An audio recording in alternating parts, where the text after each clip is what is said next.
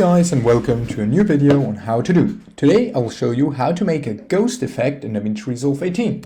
For this we go over with our clip right here to the Fusion page, where while having media in selected, we add a merge node. Now select the merge one node, go over to apply mode and change it to screen. Then, while having nothing selected, add another merge node and go over to apply mode, scroll down and go to different. Now connect the media in with the merge 2 and in the free space add a time speed node, just like this.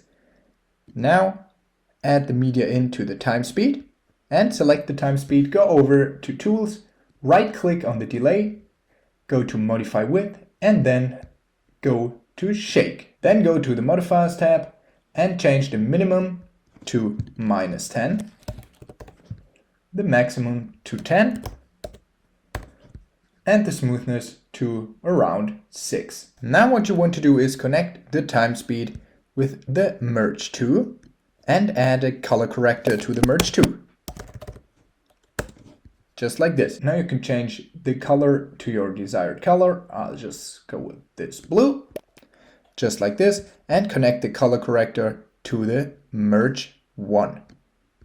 Just like this. Now our video looks already like this, which looks pretty ghosty. But what you can do is add a frame average and then just drag the color corrector to the frame average and the frame average to the merge 1, just like this. Now in the settings you can just increase the frames, for example to 2, and now here you have your ghost effect.